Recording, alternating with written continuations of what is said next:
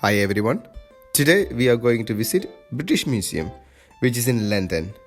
The nearest metro stations are Russell Square and Tottenham Court Road.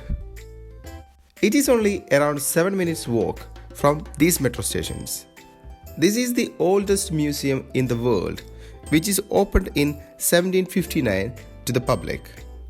The total floor space of this building is 75,000 meters square, and it has got around 8 million artifacts in its collection. Now you can understand why this has become the most visited attraction in the UK. Around 6.5 million visitors come around every year to visit this place. There is another reason. It is absolutely free to visit. You need to go through a security check in the entrance. And today is a weekday, so it is not very busy. So I would say if you're planning to go, it's better to book a ticket online before you go. I have visited this place so many times. Whenever I take somebody to London, I always take them to this place and they love it. But I haven't seen this place completely. If you're planning to visit this place, spare 2 to 4 hours minimum to see it properly. This time, I went to information desk and asked them for a map, which is free too. The man in the information desk advised me that it is better to do floor by floor. So I started from the lower floor. And I took short breaks in between them.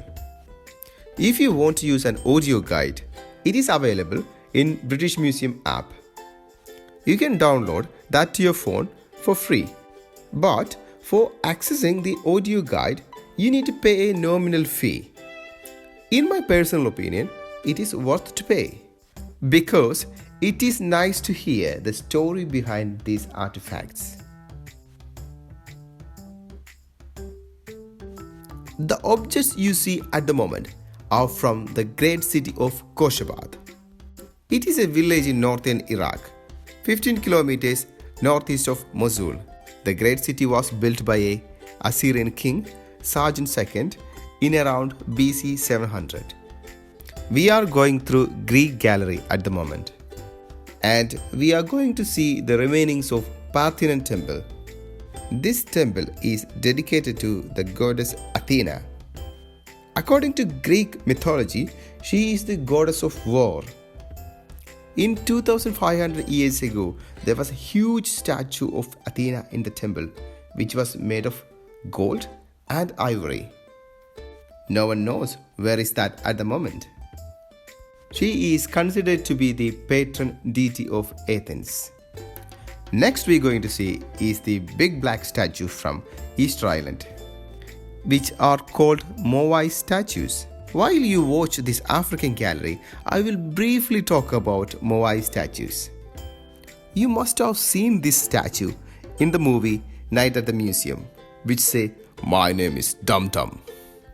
Interestingly, that movie is filmed in British Museum. Easter Island is a volcanic Chilean island where you can find loads of Moai statues. These statues were carved by Polynesian colonizers of the island, mostly between 1200 to 1500 AD. Initially, people thought it's a very small statue because they could see only the head over the ground. But when they digged the soil around, they found it is enormous. Next you're going to see is the valuable artifacts from Southeast Asia. In this gallery, you can see statues of Lord Shiva, Nataraj, Lord Buddha, Lord Vishnu, Lord Hanuman, Kali, Garuda, and Lords. Most of the Southeast Asia was colonized by British Empire. That could help them to bring most of these artifacts from these countries to Britain. There is no way these artifacts are going back to their birthplace. Next we're going to see the remainings of Amravati Temple. Amravati Temple was one of the largest and oldest Buddhist temple in the world, which is believed to be built in 200 BC. In British Museum, there are around 120 sculptures from Amaravati Temple.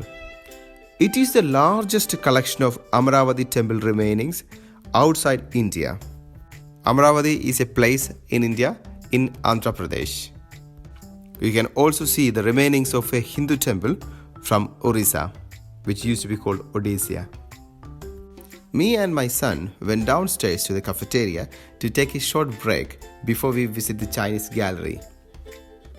It is true, you get tired after walking around some time, especially if you are with a kid.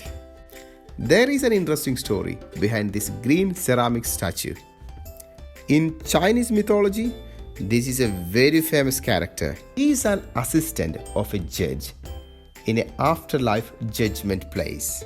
And he has got a big book in his hand. If you have done very wrong things in your life, your name will be in that book. Judge has got another assistant too. He also got a book which has got the name of the people who has done good things in their life. And judge will separate the people and send one group to heaven, one group to hell. The huge marble statue of Lord Buddha, which you saw just now, was given by Chinese government to British Museum in 1938.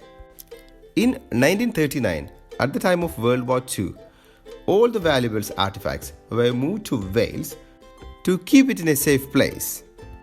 But some of the statues were so big, they couldn't move them to Wales. So what they did, they secretly did hide them in metro tunnels under London city. Even though my son is enjoying the Japanese gallery, his mind is not fully here because he really would like to see the Egyptian mummies. It is winter time in England. All the enjoyments of Christmas and New Year has long gone.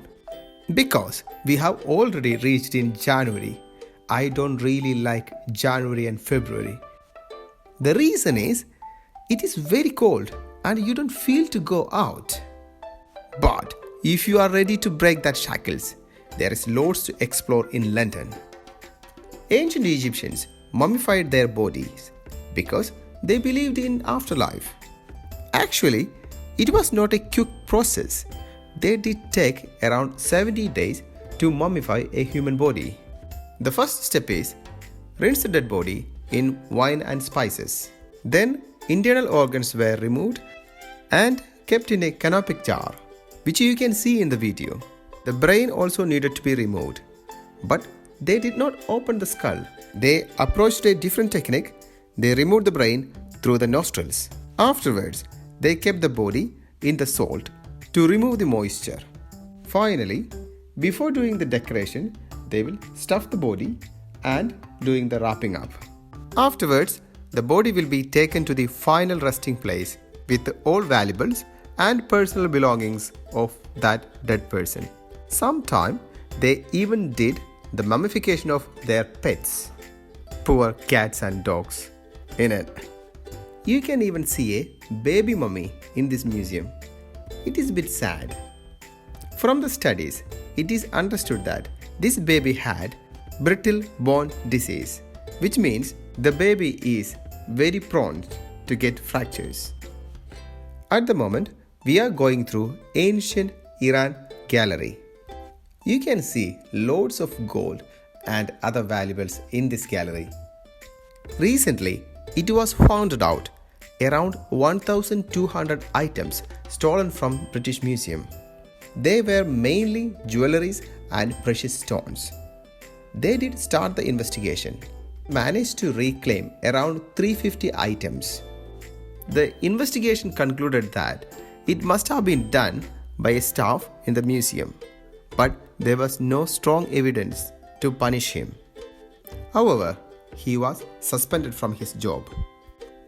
Some of the valuable items were sold in eBay for less than £100.